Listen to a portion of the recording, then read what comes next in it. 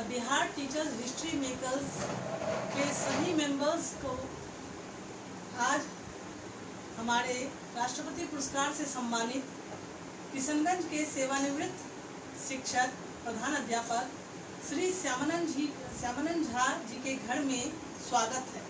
हमारे साथ हैं कुमार सौरभ जी, जो कि किशनगंज जिले में ही एक शिक्षक हैं, और हमारे सामने विराजमान हैं हमारे पितातुल्य राष्ट्रपति पुरस्कार से सम्मानित हमारे सेवानिवृत्त प्रधानाध्यापक, हमारे अभिभावक श्री श्यामानंद झा। सर, आपका आभार है, आपका अभिनंदन है, और the Bihar teachers history makers की तरफ से आपका स्वागत है। साथियों, आज हम सभी यहाँ लाइव सेशन में उपस्थित हुए हैं और आज से ही हमने एक नया कार्यक्रम शुरू किया है जिसका नाम है आज का मेहमान। और आप सभी यह देख ही रहे हैं कि हमारे आज के मेहमान, हमने एक शिक्षक को चुना है, और वह भी ऐसे शिक्षक जिन्होंने शिक्षा के क्षेत्र में कीर्तिमान स्थापित किया है। हमारे पितातुल्य शिक्षक श्री श्यामानंद जी हमारे सामने विराजमान है। इन्होंने शिक्षा के क्षेत्र में इतना अच्छा कार्य किया है कि इन्हें राष्ट्रपति पुरस्कार से सम्मानित किया गया है। साथ ही इन्होंने एनवायरमेंट सेवर का भी काम किया है, पर्यावरण के लिए इन्होंने बहुत सारा काम किया है। तो मैं अपने मुंह से कुछ भी नहीं कहूँगी, आपके सामने श्यामानंद जी विराजमान है। कुछ प्रश्नों के माध्यम से श्यामानंद जी अपने जीवन की गाथा आप सबके सामने रखेंगे। तो सर, आपका बहुत बहुत स्वागत है हमारे बिहार टीचर्स ग्रुप में, और अभी हमारे सारे दर्शक आपको देख रहे हैं। तो सर, जैसा कि हम जानते हैं कि एक अध्यापक ही एक छात्र के जीवन में सबसे महत्वपूर्ण रोल अदा करता है। वह ही छात्र के जीवन की नियति को निर्धारित करता है, वह ही उसके जीवन को एक दिशा देता है। तो सबसे पहले मैं यह पूछना चाहूँगी सर कि आपका जन्म कहाँ हुआ, कब हुआ, और आपके शिक्षा के बारे में जानना चाहूँगी कि आपने कहाँ शिक्षा दीक्षा प्राप्त की तथा आपने शिक्षक बनना ही क्यों चुना। बहुत बहुत धन्यवाद। मैं जैसे मेरा घर अररिया जिला, उस समय तो पूर्णिया जिला ही पूरा था, संप्रति अररिया जिला के मेरा घर है। मेरा जन्म 25 जनवरी 1953 में हुआ, और मेरी शिक्षा दीक्षा मैट्रिक पास नहीं किया मैं एडमिशन से, और वहीं से स्नातक की डिग्री ली। भरतपुर यूनिवर्सिटी में सुना था, भरतपुर यूनिवर्सिटी से फार्मेसी से स्नातक की डिग्री ली। और मैं शिक्षा के क्षेत्र में शिक्षक के रूप में देश की सेवा इसलिए करना चाहता था कि हमारे पिताजी एक शिक्षक थे जी, और उस समय में वो जो करना चाहते थे वो ऐसा करना चाहते थे। उनका कहना था कि हम जैसा करेंगे ऐसा कोई शिक्षक अब तक न किया हो, ऐसा होता। लेकिन ऐसा हुआ कि सेवावधि के बीच में ही और उनका असामयिक निधन हो गया, और उनका वर्षत्व न भूला रहा। हम लोग बहुत छोटे छोटे थे उस समय में, लेकिन उनके 2-3 मित्र ऐसे थे पिताजी के, और वो एक ऐसे कीर्तिमान स्थापित किया था अपने क्षेत्र में, उन लोग अभी तक भी लोग उन्हें भूल नहीं पाए। तो उनके मित्र हमको बताते थे बराबर कि देखो श्यामानंद, अगर तुम शिक्षक के रूप में आ जाओ तो तुम अपने पिताजी के अधूरे स्वप्न को जरूर पूरा करो। बहुत अच्छी बात है सर। तो मेरे जहन में ये बात थी। हालांकि हमारे परिवार में हमारे बड़े भाई मार्केटिंग सुपरवाइजर थे, छोटे भाई भी हमारे शिक्षक थे। बड़े भाई हमको नहीं चाहते थे कि हम शिक्षा के रूप में ऐसे शिक्षक के रूप में काम करूँ, कुछ ऊँचे पद पर हमको भेजना चाहते थे। मैं पढ़ने लिखने में बहुत अच्छा नहीं था, लेकिन सामान्य से कुछ अच्छा था, लेकिन वो चाहते थे कि कुछ अलग हट कर के काम करें। लेकिन हमारे जहन में ये बात घूम रही थी, और अचानक 1973-74 में वैकेंसी मिली और शिक्षक के रूप में मेरी नियुक्ति हो गई। मैं 1 साल था कंचनवाड़ी टेढ़ाघाट, बहुत इंटीरियर क्षेत्र था जी हाँ। तो, लेकिन उसको भी मैंने झेला एक साल। उसके बाद से प्रशिक्षण लिया, प्रशिक्षण के बाद मैं शिक्षक की सेवा में पहुँचा। हम काला नागिन प्राथमिक विद्यालय था उसमें, आज कमिट हो गया, और मॉडल कलस्टर स्कूल हो गया। जिस वर्ष आपकी ज्वाइनिंग 1977 नवंबर में मैंने ज्वाइन किया था। तो वह नया यूनिट का स्कूल था, और वहाँ स्टार्ट फ्रॉम नथिंग, मतलब कुछ नहीं था, न बच्चे न स्कूल न विद्यालय, कहीं कुछ नहीं था। चले वहाँ पर आए थे। तो हमारे पहले वहाँ 3 शिक्षकों की नियुक्ति हुई थी, किंतु उन्होंने हमारी परिस्थिति को देखकर, विषमता को देखकर योगदान ही नहीं किया। हम चौथे शिक्षक तो वहाँ योगदान किया। और हम एक ऐसे क्षेत्र में, ऐसे जगह, ऐसे सम्राट परिवार मेरा जन्म हुआ था कि हम इतने निकट कॉलेज के रहते थे कि घंटी लगती थी तो हम अपने डेरे से क्लास चले जाते, कभी पैदल पूरत करने की आदत नहीं थी। और यहाँ पर जब हम योगदान किए तो उस समय सुखाड़ के समय में बैसाख महीना में जब भी बारिश हुई नहीं थी, उस समय हमको हर वक्त कमर पानी तय करके जाना पड़ता। 100% इलिटरेट लोग थे वहाँ, एक भी लोग पढ़े लिखे नहीं थे। महिला की तो कोई बात नहीं, लड़की तो घर से निकलती ही नहीं थी, शिक्षा के मामले में उतना पीछे थी। तो मुझे भी लगा कि मैं यहाँ क्या कर सकूँगा, भाई यहाँ से कुछ साधन सुविधा है नहीं। लेकिन एक बात मेरे जहन में आई, बहुत पुरानी बात है, 9th क्लास में पढ़ता था, किताब राजेंद्र बाबू का पढ़ा था मैंने। इंसान अगर छोटा छोटा काम करे, अगर उद्देश्य महान हो तो वो व्यक्ति महान बन जाता है। ये मेरे पहला आदर्श हमारे डॉक्टर लाल। और फिर जब सेवा अवधि में आया तो मुझे लगा कि प्रतिभाएं गांव में जन्म लेती है और फिर शहर चले जाते हैं, फिर गांव चाहे करते ही रह जाते हैं। मेरा जन्म शहर में हुआ और मुझे मिल गया ऐसे इंटीरियर जगह नहीं होता, वहाँ मिला, गाँव में मिला। तो मैं सोचा कि ये शायद कुछ प्रकार से यहाँ फैलाया जा सकता है, अगर एक दीपक भी मैं जला लूँ तो लोगों के काम आए। तो मैं वहाँ काम करना शुरू किया। आप समझिए कि मीटिंग में जाते थे तो 12 किलोमीटर पैदल चलना पड़ता था, आने जाने से 24 किलोमीटर हम पैदल चलते थे, मेरे पैर में इतने थे छाले हो रहे। उस समय चलने का रोड की स्थिति बहुत जर्जर, रोड था ही नहीं, बिल्कुल नदी पार करके 3-4 नदियाँ पार करते, एक कच्ची रोड थी, इतने समर्पित थी। फिर भी लेकिन हमने छोड़ा नहीं। और घर पर हम अपनी माँ से बोलते थे, माँ चूँकि पिताजी थे नहीं तो माँ बहुत प्यार से पाला था, माँ को कहते थे कि बहुत अच्छा क्षेत्र है, बहुत सुंदर लोग हैं, बड़े अच्छे लोग हैं, ऐसे हैं वैसे हैं। हम यहाँ की प्रशंसा कर देते थे ताकि माँ हमको ये ना कहे कि तुम नौकरी छोड़ के चलो। इसलिए मैंने सेवा करता रहा और बाद में तो विद्यालय इस स्टेज में पहुँचा कि अंतर्राष्ट्रीय ख्याति प्राप्त किया। सर मैंने सुना है कि आपके विद्यालय में दूसरे देशों से भी लोग आए हुए। जी हाँ, यूनाइटेड नेशन से मैं मंच से जुड़ा हुआ था, तो केन्या से, अमेरिका से, रूस से, जगह जगह से लोग आए, क्योंकि मैं उसमें यूनाइटेड नेशन में काम कर रहा था। उस समय एड्स बहुत ज़्यादा फैल रहा था, तो WHO में भी मैंने काम किया, यूनिसेफ में मेरा काम रहा विभिन्न मंचों से। सबसे पहले मैं 1978 में 78 में युग निर्माण योजना से जुड़ा था, जो अखिल विश्व गायत्री परिवार से, जिसमें परम पूज्य गुरुदेव का संरक्षण मुझे मिला।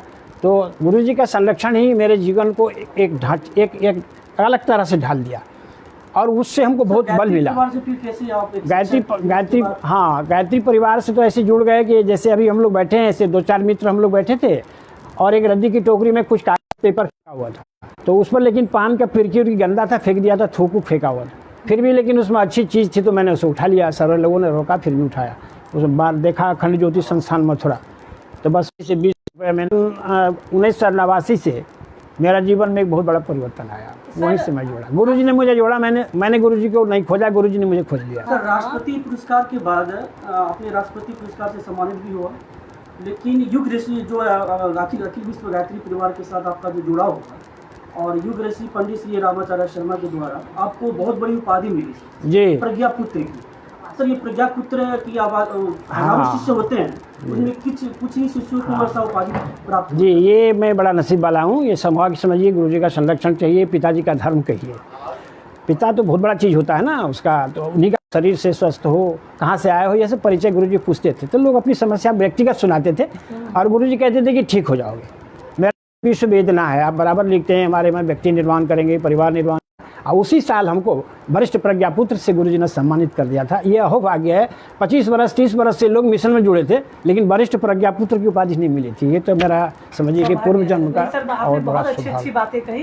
यहाँ तक आपने ये भी कहा कि आप मतलब माँ को सांत्वना देने के लिए आप बोल देते थे कि नहीं हम अच्छे से हैं, हाँ। और आपने एक शिक्षक के मतलब कैरियर को भी चुना, ये बहुत बड़ी बात है। सर मेरा अगला प्रश्न ये है कि आप हम शिक्षकों को बताइए कि एक शिक्षक के अंदर क्या क्या गुण होने चाहिए, थोड़ा सा इसका मार्गदर्शन किया जाए। सबसे बड़ी चीज़ है कि हमारी जो भारतीय परंपरा संस्कृति है, ये सार्वभौमिक संस्कृति है और गुरु शिष्य की परंपरा बहुत प्राचीन रही है। और गुरु शिष्य परंपरा जो हमारा थोड़ा सा लड़खड़ाने लगा, इस पर डॉक्टर कलाम साहब ने भी 2003 में जो मुझे राष्ट्रपति पुरस्कार मिला था, 15 मिनट उन्होंने गुरु शिष्य परंपरा पर ही अपना उद्बोधन दिया था कि ये लड़खड़ा रहा है। तो गुरु का बहुत बड़ा दायित्व होता है। गुरु परंपरा भारत को सद्विचार देता है। सुविचार देता है, सद्ज्ञान देता है, जीवन जीना सिखाता है, ये गुरु का काम है। गुरु का जीवन एक सांचा होता है जिसमें अनेक प्रकार के व्यक्तित्व गढ़े जाते हैं, ढाले जाते हैं। तो ये चीज़ गुरु शिष्य परंपरा के बीच में कुछ अभी कमी आई है जिसको आज संवारने की और सजाने की ज़रूरत है। अब जैसे संबंधों की चर्चा कीजिए, तो जैसे माता पिता का संबंध है, भाई बहन का संबंध है, ये शारीरिक संबंध है। और एक संबंध उससे ऊंचा होता है मित्र का संबंध, वो भावनात्मक संबंध है। और ये गुरु शिष्य का जो संबंध है ये आध्यात्मिक संबंध है, बहुत पवित्र संबंध है। ये बहुत पवित्र संबंध है। तो इस संबंध के बारे में हमको कहना है कि ऐसा संबंध होता है जो सांसारिकता से बिल्कुल ये अलग है। सांसारिकता से इसको कोई मतलब नहीं है, वह एक आत्मिक संबंध है, ये आत्मा की प्रखरता है। शिष्य परंपरा के अंतर्गत गुरु शिष्य की परंपरा जो है वही हमारा उपनिषद है। शिष्य पूछता है और गुरु लिखते हैं, वही हमारा उपनिषद है। आज जितने भी उपनिषदों को आप देखते हैं यह गुरु शिष्य परंपरा की ही देन है जो उपनिषद बना। गुरु शिष्य संपूर्ण रूप से, गुरु जो है हर शिष्य को संपूर्ण रूप से जानता है। माता पिता अपने बच्चे को संपूर्ण रूप से नहीं जानता, भाई बहन अपने बच्चों को संपूर्ण रूप से नहीं जानता है, लेकिन गुरु एक ऐसा चीज़ है कि वह अपने शिष्य को संपूर्ण रूप से जानता है। तो एक गुरु को किस प्रकार से होना चाहिए, गुरु का या किसी भी व्यक्ति का, लेकिन खास करके गुरु जो हमारे हैं, हमारे गुरु जी कहते थे कि हमारे देश के अगर गुरु जग जाएं तो हम 10 वर्षों में सारी अपनी संस्कृति को पूरी दुनिया में फैला सकते हैं। लेकिन हमारे गुरु जी थोड़ा सा गड़बड़ कर रहे हैं। तो सबसे पहले गुरु जी के अंदर में पात्रता आनी चाहिए, गुरुत्व की शक्ति, विल पावर उसके अंदर होनी चाहिए। पात्रता का कुछ फैक्टर है, जैसे पात्रता के अंदर, पात्रता का निर्माण कैसे होगा, कह देने से नहीं होगा। उसके अंदर में साधना है, स्वाध्याय है, संयम है, सेवा है और समर्पण है। ये 5 फैक्टर है और ये 5 फैक्टर को डॉक्टर कलाम साहब भी सपोर्ट करते थे कि ये 5 फैक्टर्स, ये 5 बिंदु हर शिक्षक में होना अनिवार्य है। वह साधन, उस शिक्षक आज पढ़ते ही नहीं है, स्वाध्याय नहीं करते। हम नहीं पढ़ते हैं तो हम बच्चे को क्या दे सकते हैं, अलग से क्या दे सकते हैं। किताब पढ़ा देना बिल्कुल मामूली चीज़ है, वो पढ़ाई है, वह शिक्षा है, वह पेट पालने की शिक्षा है। काले अक्षर में जो लिखे हुए नहीं पुस्तक, ये पेट पालने की शिक्षा है। शिक्षा से पहले बच्चे को संस्कार देने की आवश्यकता है कि बच्चे को हम संस्कार दें, और वह संस्कार माँ के पेट से ही प्रारंभ हो जाता है। आज तो विज्ञान में भी प्रमाणित कर दिया कि 40% संस्कार बच्चे को माँ का पेट में ही हो जाता है। जो हम लोग पहले बोलते थे कि अभिमन्यु पैदा लिया, कहोड़ ऋषि का बेटा अष्टावक्र पैदा लिया, जो पेट में ही सारे वेदों का ज्ञान हो गया था, तो लोग नहीं मानते थे। आज विज्ञान भी अनुसंधान करके, BBC कमेंट किया, BBC बताया कि 40% बच्चे का निर्माण माँ के पेट में होता है। इसलिए नारी शिक्षा, नारी का संस्कार, और ये बहुत ज़रूरी है, इसको ऊपर उठाने की जरूरत। बहुत अच्छी बातें आपने कही। अभी के समय में जिस प्रकार गुरुओं के साथ ट्रीट हो रहा है, तो आपने जो संदेश दिया गुरु के लिए, यह बहुत ही सराहनीय है।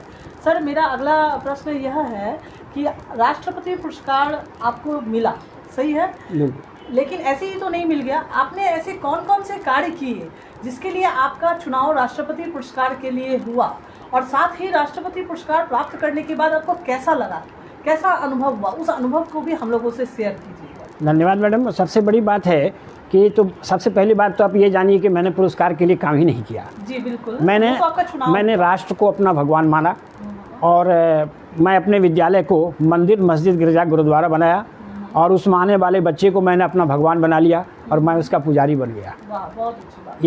ये दुआएं बच्चों की मिली तो राष्ट्रपति पुरस्कार भी मिल गया, कोई बात नहीं है। लेकिन इससे बड़ा पुरस्कार तो मुझे पहले ही मिल चुका था, जो वरिष्ठ प्रज्ञापुत्र पंडित श्री राम शर्मा आचार्य जी ने दिया था। इससे बड़ा पुरस्कार तो पहले भी मिल गया था।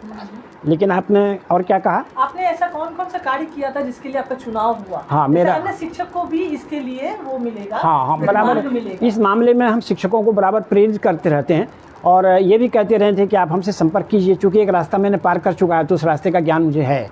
तो हम ये चाहते थे कि ये परंपरा हमारे ज़िले में बराबर लगातार होता रहे, 1 मिले, 2 मिले, 3 मिले, इस तरह से मिलता जाए, हमारे क्षेत्र की गौरव गरिमा बढ़े, लोग प्रभावित हो शिक्षा के प्रति। तो इसमें से देखिए, ये हर शिक्षक हमारे योग्य हैं, विद्यालय में अच्छा पढ़ाते हैं, अच्छा शिक्षण करते हैं, सब कुछ हैं, उनको हम धन्यवाद करते हैं। लेकिन इतना कर लेने से राष्ट्रपति पुरस्कार नहीं मिलता है। राष्ट्रपति पुरस्कार प्राप्त करने के लिए आउटस्टैंडिंग वर्क होना चाहिए। आप राष्ट्रीय सेवा, सामाजिक सेवा, क्षेत्र की सेवा, निर्माण की दिशा में एकता, अखंडता के लिए, राष्ट्र के लिए आपने क्या क्या काम किया है, जिसमें बहुत सारे फैक्टर हैं। उसमें पर्यावरण है, आपको मान लीजिए नशा निवारण है, महिला जागरण है, शिक्षा है, मूल रूप से तो शिक्षा है, शिक्षा का अभियान। हाँ, शिक्षा का अभियान, विद्यालय में पढ़ा लेना और फिर 4 बजे अपना घर चले जाना, नहीं, वो नहीं है। आप 4 बजे के बाद स्कूल विद्यालय के बाद आप क्या कर रहे हैं? तो मेरा तो पूरा जीवन, संपूर्ण जीवन ही मेरा समर्पित था। बाकी हमारे घर का जो काम था, नून नमक तेल लकड़ी बनाना, बच्चे को पढ़ाई शिक्षा दीक्षा, 10-10 बच्चे हम अपने आश्रम में रखे हुए थे, एक्स्ट्रा बच्चे, उसको हम पढ़ाते थे, सारा खर्च दे करके पढ़ाते थे अपना। जी हाँ, स्वयं, हाँ, उसका पूरा खर्च हम देते थे ला करके। और वो सारे के सारे बच्चे आज हाई लेवल के पद पर हैं। एक भी जहाँ पढ़ा लिखा आदमी नहीं था उस गांव में आज 100% एजुकेशन है, ग्रेजुएट है, महिलाएं शिक्षिका हैं, महिलाएं अच्छे पद पर हैं, लड़के भी अच्छे पद पर हैं। तो राष्ट्रपति पुरस्कार मिलने का मूल चीज़ है कि आप आउटस्टैंडिंग राष्ट्रीय सेवा का काम करिए, विभिन्न क्षेत्रों, समाज के लिए आपने क्या समय दिया। तो इसमें कंपटीशन, आप IAS IPS आराम से बन सकते हैं, लेकिन प्रेसिडेंट अवार्ड मिलना आसान बात नहीं है। सही, बिल्कुल। लेकिन आपका सर अनुभव कैसा रहा? झेलना पड़ा। मतलब जो आपको पता चला कि आप राष्ट्रपति पुरस्कार से सम्मानित किए जाने वाले हैं, तो आपका कैसा एक्सपीरियंस था? नहीं, मैं एट ए टाइम तो मैं ये बताऊं कि मैंने जब यहाँ जिला शिक्षा समिति ने इसको पारित किया, पहले जिला शिक्षा समिति इसको पारित करती है, तो पारित करने के बाद में मेरा भी नाम उसमें आया। तो उसमें मैं, हमारे जो कलेक्टर साहब थे सेंथिल कुमार जी, उन्होंने कहा कि श्यामानंद जी, हमारा जिला सब साल फेल कर जाता है। तो कहा कि सर हम प्रयास करेंगे। तो बहुत सारा हमारे पास पेपर्स तो बहुत सारे थे, हमको तो बहुत जगह सम्मान छोटा सब मिला हुआ था, और बहुत सारे पेपर्स भी थे।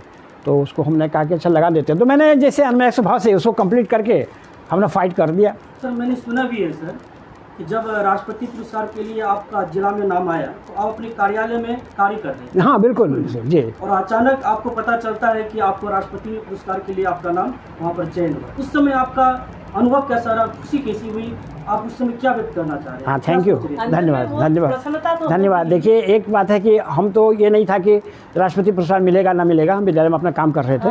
तो ये हमारे ओम बाबू BO साहब थे, वो अचानक पहुँचे तो कहा कि झा साहब आप तैयार हो जाओ। उन्होंने कहाँ के लिए, पटना के लिए कि दिल्ली के लिए? समझ गए हम। तो नहीं, अगर पटना के लिए तैयार होना पड़े, बोले नहीं पटना तो मैं नहीं जाऊँगा, चूँकि राजकीय सम्मान था, मैं वो नहीं जाऊँगा। तो आप नहीं जाएंगे वहाँ? तो नहीं, तो नहीं, आप दिल्ली के लिए तैयार हो जाइए, आपका चयन हो जाएगा तुरंत। तो उस समय में एक उद्विग्नता आई कि लगता है कि मेरा जो कर्म किया हुआ था उसका शायद कुछ न कुछ एक परिणाम सामने आया है। तो और लोगों में ये मैसेज जाएगा, और लोगों में ये, मैं अपने लिए ज़्यादा खुश नहीं हुआ, ये हुआ कि हमारे किशनगंज जिले का एक इतिहास बना, और आने वाली पीढ़ी जो हमारे शिक्षक की पीढ़ी है वह गौरवान्वित होगा और मेरे जैसा खटेगा, काम करेगा और फिर वह प्राप्त करेगा। ये हमारा इतिहास बना रहेगा, इस बात से ज़्यादा खुशी मिलती है। तो सर आपके जीवन की कोई एक विशेष घटना के बारे में बताइए जिससे आपके ऊपर बहुत इफेक्ट पड़ा है। कोई ऐसी घटना जो आपके मानस पटल पर अंकित है और आप उसके बारे में उल्लेख करना चाहते हो? हाँ, देखिए, सबसे बड़ी बात तो ये है कि हमें कोई शिक्षक के रूप में देखना ही नहीं चाहता था। अच्छा। लेकिन मैंने शिक्षक बनना कबूल कर लिया। इसके लिए मुझे बहुत कष्ट करना पड़ा, और उपेक्षाएं, उपहास, विरोध, सारे की सारी चीज़ हमको झेलना पड़ा है, लेकिन उसको झेल करके मैंने इस पद को छोड़ा नहीं और इस पर मैं काम करता रहा, बड़े शौक से काम किया। तो सर जैसा कि हम माताजी के बारे में भी पूछेंगे कि इनका क्या सहयोग रहा? माताजी अगर न होती तो मैं ऐसा शिक्षक नहीं बनता। सूत्र में आपका फिर बंधे सर, इतने कार्य करते रहे। हाँ, मतलब इनका पूरा सहयोग मिला होगा आपको। यानी मैं जिस जगह पर आज पहुंच पाया हूं उसमें 70% हमारी पत्नी की देन है, 30% ही मैंने काम किया। ये तो बहुत बड़ी बात है, क्योंकि हम लोग कहते भी हैं कि वही पुरुष अपने कार्य क्षेत्र में पूरी निष्ठा के साथ कार्य कर सकता है जो अपने घर के प्रति पूरी तरह से निश्चिंत हो कि उसका घर अच्छे से चल रहा है, और इनमें माताजी का रोल जो है वो सबसे ज़्यादा उत्कृष्ट है। बिल्कुल बिल्कुल। तो चलिए सर, आपकी सफलता में इनका श्रेय। मैं सिर्फ हस्ताक्षर था, चेक पर हस्ताक्षर कर देता था, बाकी यदि 2 रुपये की जरूरत पड़ती थी तो मेरी धर्मपत्नी मुझे देती थी, मैं मांग करके लेता था। आपने सर बहुत बड़ी बात। हमारे बच्चे कैसे पढ़ रहे हैं, क्या हो रहा है, उसकी शिक्षा दीक्षा कैसे चलेगी, 10-10 बच्चे एक्स्ट्रा हैं, उनको भोजन कैसे मिलेगा, उसकी व्यवस्था कैसे होगी। हमारा घर टूट गया है, वहाँ तो झोपड़ी बना करके विद्यालय गांव में रहते थे, तो सारी व्यवस्था उनके ऊपर थी। मेरा काम था विद्यालय, शिक्षा और सारा राष्ट्र की सेवा, इतना ही मेरा काम था। आज उस जगह पर पहुंचाना है मेरी पत्नी का बहुत बिल्कुल बिल्कुल। हाँ, हम उनका धन्यवाद करते हैं, उनको बहुत बहुत प्रणाम करते हैं कि ऐसी पत्नी सबको मिले और ऐसा शिक्षक बन जाए सब। चलिए, बहुत बहुत अच्छी बात कही, हम लोग भी इसके लिए उनको धन्यवाद देते हैं।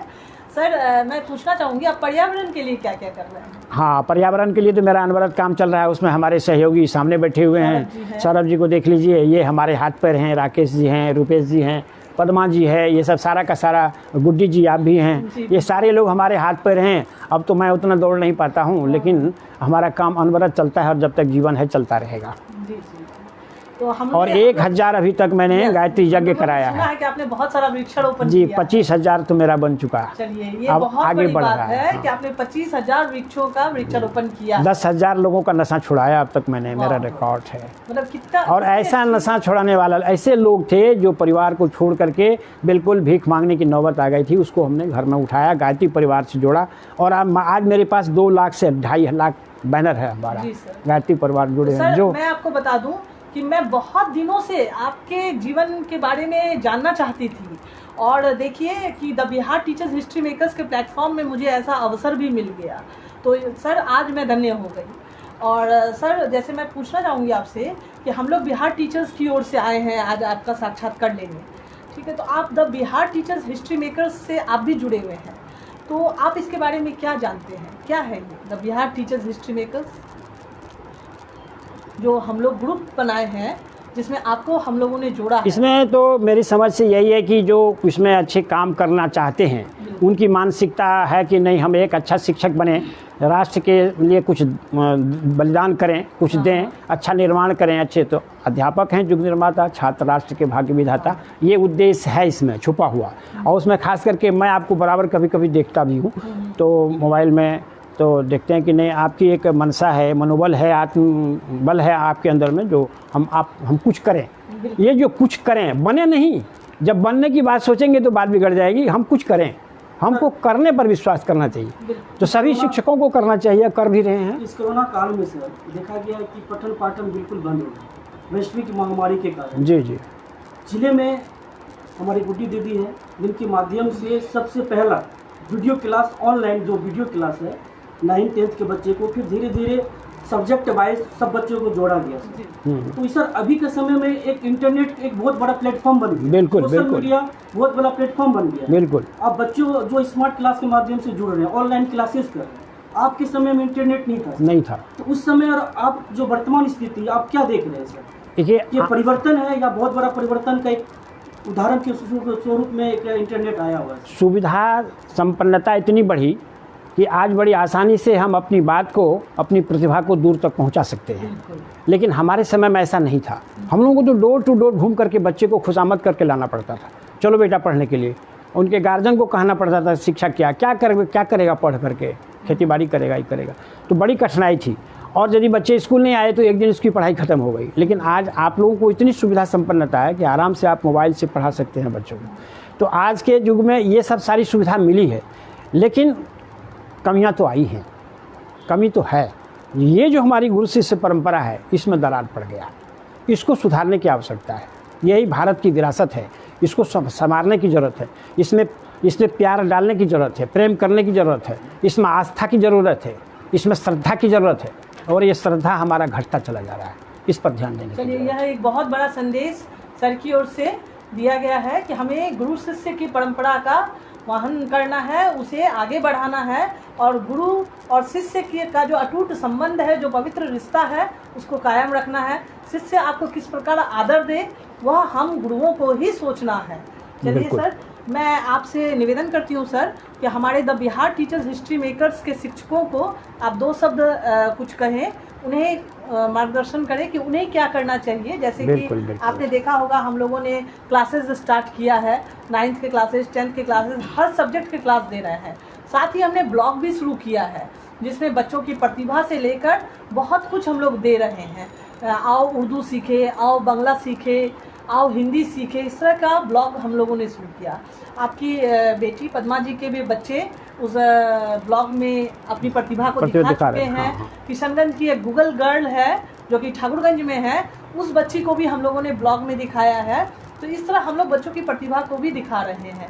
तो सर, आपका भी कुछ संदेश हो जाए अगर, तो हम सभी कृतार्थ हो जाएंगे। एक बड़ी अच्छी बात मैं आपको बता रहा हूँ, बहुत संक्षेप में। तो शिक्षक के कई प्रकार होते हैं, तो उसमें जो आज के शिक्षक हैं या कभी के जो शिक्षक होते हैं, उसमें कैसा शिक्षक की आज ज़रूरत है, जिसकी ओर हम लोग बढ़ भी रहे हैं। जैसे अभी आपने बिहार शिक्षा के बारे में बताया, उस ओर हम बढ़ भी रहे हैं। एक साधारण शिक्षक क्या करते हैं? सिर्फ कहते हैं। साधारण शिक्षक सिर्फ कहते हैं।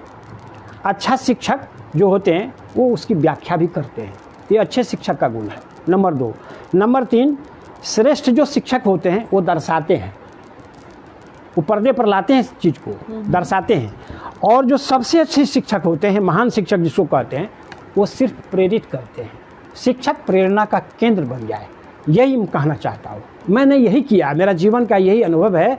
मैंने अब 16 बरस तक हम सिंगल टीचर स्कूल चलाए हैं और उसी में हम बच्चे को बैंक में भेज दिए, इंजीनियर बना दिए और कुछ किया नहीं। वहाँ से पढ़ाई मिडिल पास करा करके बच्चों को हमने छोड़ दिया। बच्चे जब वहाँ से निकलने के बाद भी हम उसको टेकअप करते रहे, उसकी शिक्षा पर हमने ध्यान दिया और उसको वहाँ तक पहुँचाया। आज हमारे 2500 बच्चे इस प्रकार से हैं जो बड़े बड़े अच्छे अच्छे पद पर हैं। क्यों कि अब सिंगल टीचर स्कूल अब 7 क्लास तक 6 क्लास तक कैसे पढ़ाएगा? आप ज़रा सा सोचिए। हम प्रेरणा की स्रोत बने रहे। लोग हमारा चलना सीखते थे, हमारा बोलना सीखते थे, हमको देख करके बहुत चीज़ सीखते थे। एक बच्चे ऐसे हमारे तेज थे, 2-4 बच्चे जो हमारा हस्ताक्षर सीखते थे। तो हम क्या कर रहे हो? कहा कि सर आपका तो सब कुछ सीख जाते हैं मगर आपका हस्ताक्षर ही नहीं सीख पाते। तो ये एक प्रेरणा है। तो हम ये कहना चाहेंगे कि शिक्षक प्रेरणा का स्रोत यदि बन जाएं तो फिर हमारा काम बहुत आसान हो जाएगा और हम बहुत कुछ कर सकते हैं।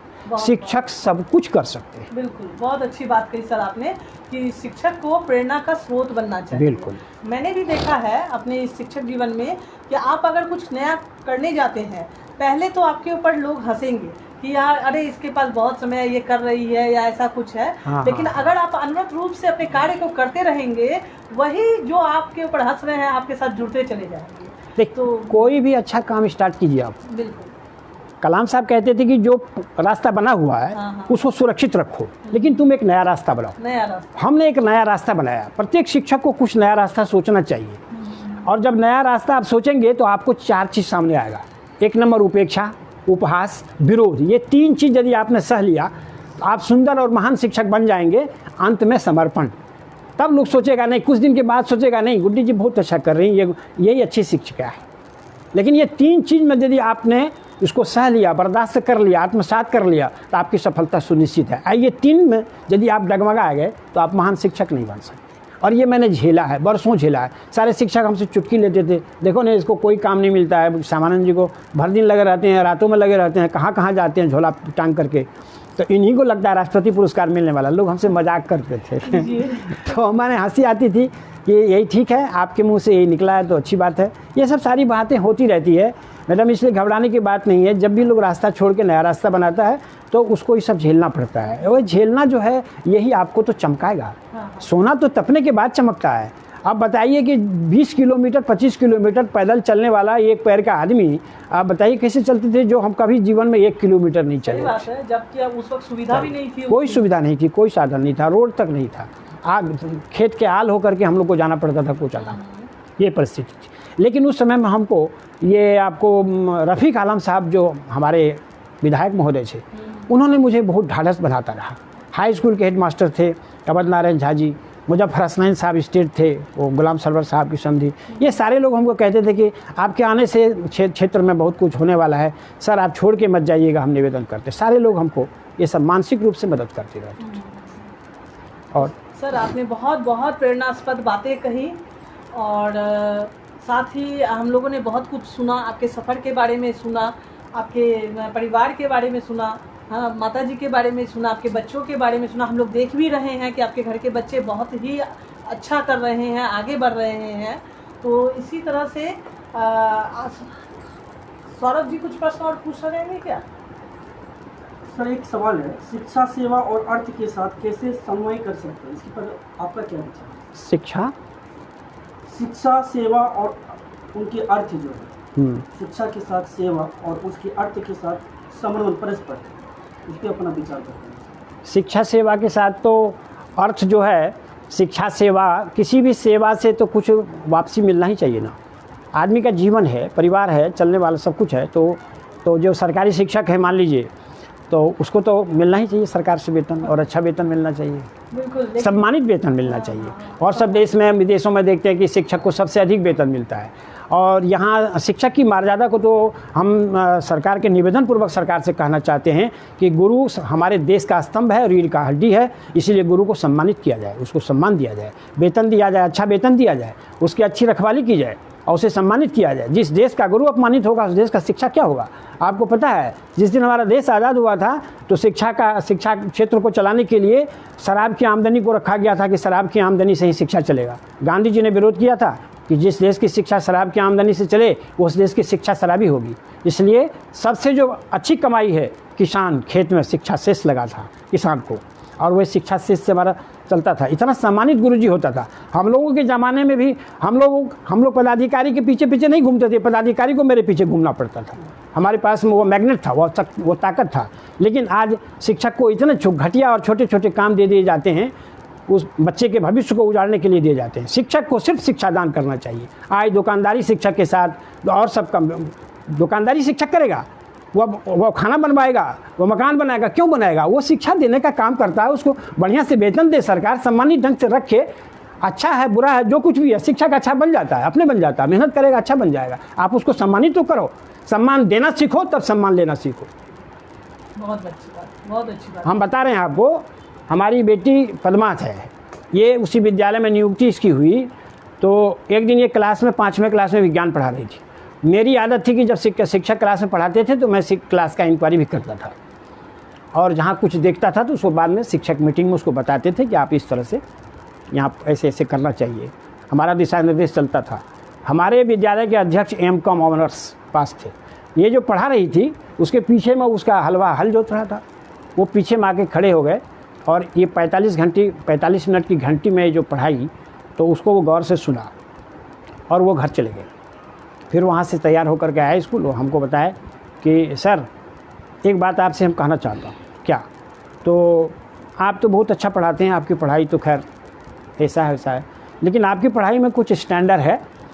लेकिन आज पद्मा की पढ़ाई सुने तो मैं बाग खुशी हो गया कि पद्मा इतना प्यार से बच्चों को पढ़ाती है और इतना सिंपल ढंग से पढ़ाती है। सर ये तो बाखूबी हम आज उसकी प्रशंसा करते हैं। तो मैं उसी दिन समझा कि मेरी तपस्या सफल हो गई। मैंने अपनी तपस्या को सफल माना कि हमारे बच्चे में वह मेरा संस्कार गया है।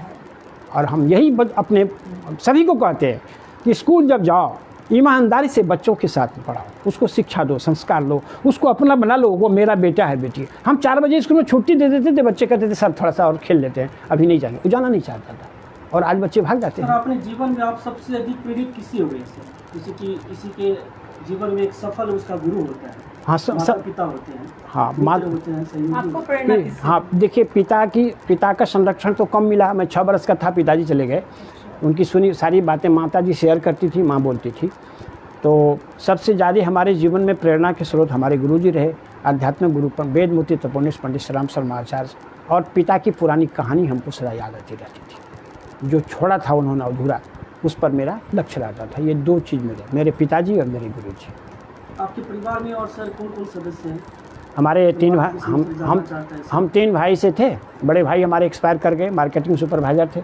छोटे भाई भी शिक्षक थे, वो भी सेवानिवृत्त हो गए। मैं भी सेवानिवृत्त हूँ।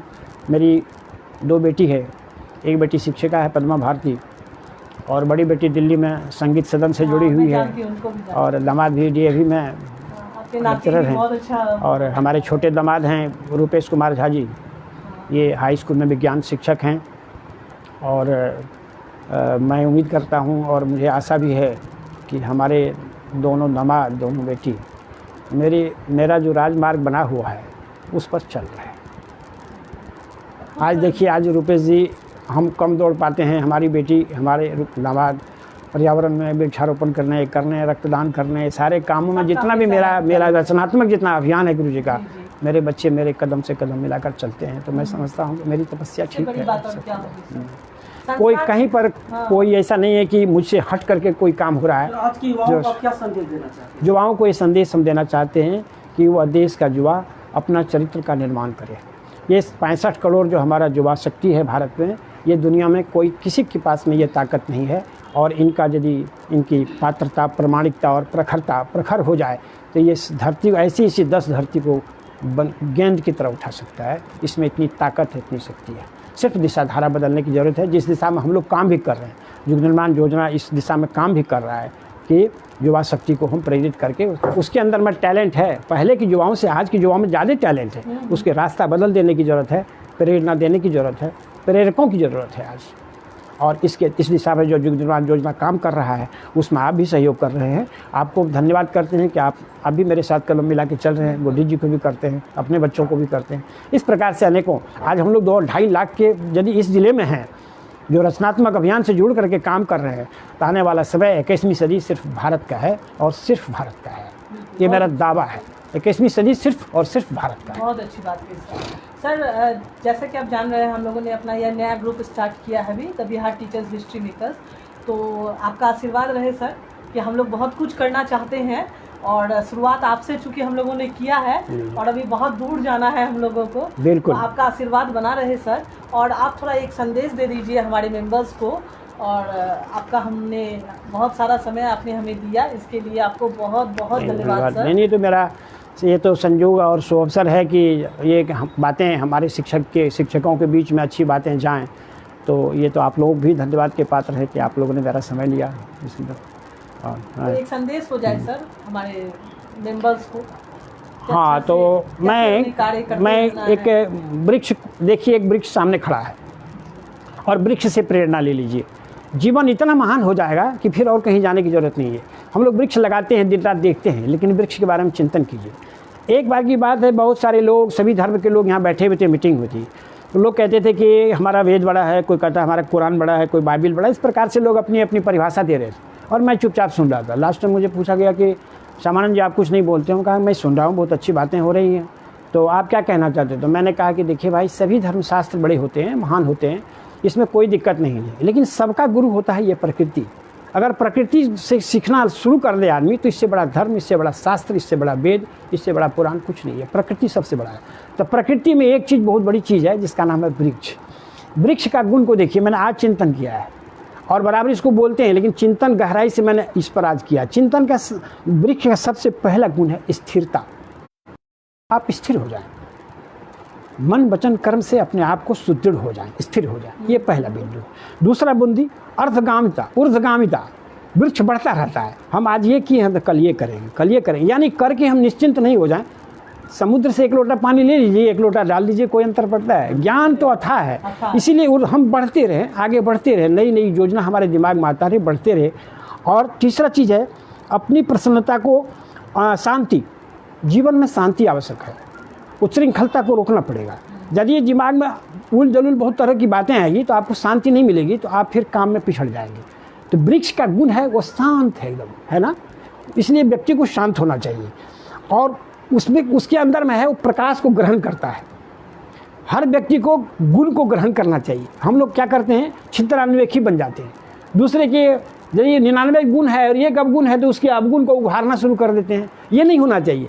प्रकाश लीजिए, उसके पास में क्या गुण है। हर व्यक्ति के पास में कुछ न कुछ गुण होता है, तो हमको प्रकाश लेने की आदत होनी चाहिए, ज्ञान रूपी प्रकाश को लेना चाहिए और अपनी प्रसन्नता को सदा जाहिर करते रहिए। वृक्ष झूम झूम करके अपना देखते हैं लेटता रहता है, मस्ती गाता है। उसी प्रकार से व्यक्ति को अपने जीवन में मस्ती, झूमना, प्रसन्न रहना, ये सबसे बड़ी प्रेरणा का बात है। और है शीतल छाया, शीतलता प्रदान करना। हमारा व्यक्तित्व, हमारा चरित्र, हमारी वाणी, हमारी क्रिया ऐसी हो कि वह शीतलता प्रदान करे, शीतलता प्रदान करे। और आश्रय प्रदाता, वृक्ष का एक काम है, वृक्ष का काम है आश्रयदाता। कितनी चिड़ियाँ उस पर बैठती है, घोंसला बनाती है। कितने पथिक लोग जाते हैं, हारे थके मांदे जाते हैं, वृक्ष की छाया में बैठ करके आराम कर लेते हैं, विश्राम कर लेते हैं, सो जाते हैं। उसको कभी फटकारते नहीं हैं। मनुष्य भी उसकी छाया में विश्राम करते हैं।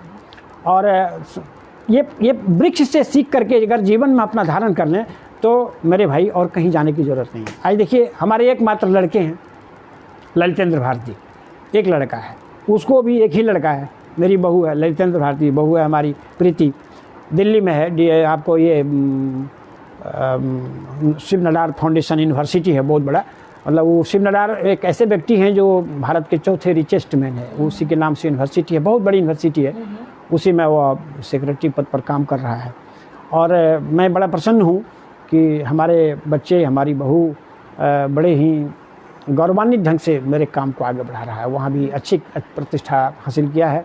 बराबर राष्ट्रपति से, प्रधानमंत्री से सबसे मिलते जुलते रहता है। उनकी योजना बहुत बड़ी है, शिक्षा के क्षेत्र में ही काम कर रहा है। तो ये सबसे बड़ी हमारी उपलब्धि है कि हमारे बच्चे, सारे के सारे बच्चे हमारे शिक्षा के क्षेत्र से जुड़ के ही उसमें एक नई उपलब्धि को प्राप्त कर रहा है सब। बहुत बढ़िया, ये हमारे लिए बड़ी गौरव की बात है। जी सर। और मैं बता दूं, आज का जो लाइव सेशन है तो मैंने अपने फेसबुक में डाला हुआ था, उसमें आपके पुत्र का भी वो आया था। अच्छा, कि अच्छा। बहुत अच्छी पहल की है आप लोगों जी, ने। जी। तो मुझे बहुत अच्छा लगा कि सभी सम्मिलित रूप से जो हाँ, है हाँ। इस कार्य को आगे बढ़ाने में सहायक हैं। और आपका परिवार देखकर तो हम लोग का मन गदगद हो गया सर, और हम लोग आज धन्य हो गए आपसे मिलकर। हम भी और धन्य हुए। आशा करते हैं कि इसी तरह से आपसे मुलाकात होती रहेगी, आपसे ज्ञान हम लोगों को प्राप्त होता रहेगा और आपका आशीर्वाद हम लोगों को बना रहेगा।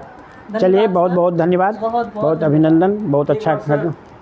बिहार स्टीमें का ग्रुप को एक बार लाइव, आप बहुत सारे वहाँ युवा भी जुड़े हुए हैं। बहुत सारे जो बिहार के प्रत्येक जिले से शिक्षक और शिक्षिकाएं बहनें जुड़ी हुई हैं जो आपको लाइव देख रहे हैं सर।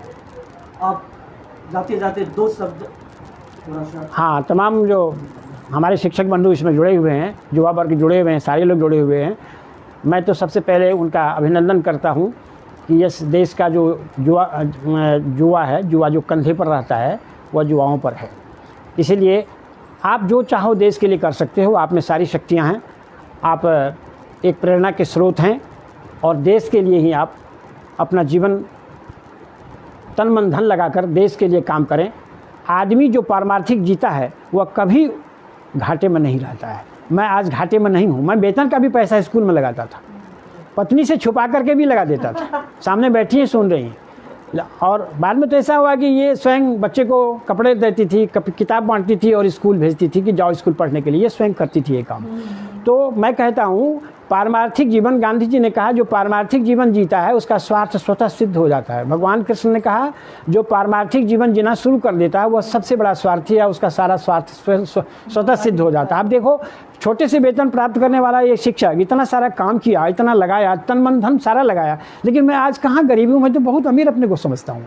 गरीब वह है जिसके पास ज्ञान की दौलत नहीं है। आज हमारे युवाओं के साथ में ज्ञान की दौलत है, वो जो चाहे कर सकता है, उसका जीवन तो चमत्कारी है। हम उसको धन्यवाद करते हैं, उसका अभिनंदन करते हैं कि आने वाला समय वह इस देश का जो युवा है, इस देश का जो भविष्य है उस युवाओं पर है। हम उन्हें बार बार नमन करते हैं कि आपका शौर्य जगे और हमारा देश जगे, सामर्थ्यवान बने। वयम राष्ट्रीय जागृयाम पुरोहिता, ये हमारा युवक ही कर सकता है। बिल्कुल। तो देखा आप लोगों ने आज के मेहमान में, और आप लोग इंतजार करिए कि अगला आज के मेहमान कौन होगा। धन्यवाद। धन्यवाद। जय हिंद, जय भारत, जय शिक्षक, जय शिक्षा जगत।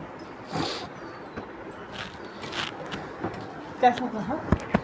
बहुत अच्छा लगा ना? हाँ हाँ हाँ। अच्छा, वो होगा। अच्छा, अरे वाह। हम लोग एक अच्छा पहल किए, लेकिन नहीं गुड्डी जी, आपका तो खैर और ये जाना चाहिए संदेश। सर के बारे में सब कुछ पानी पिलाओ और ये चाय बनाओ थोड़ा। सर के बारे में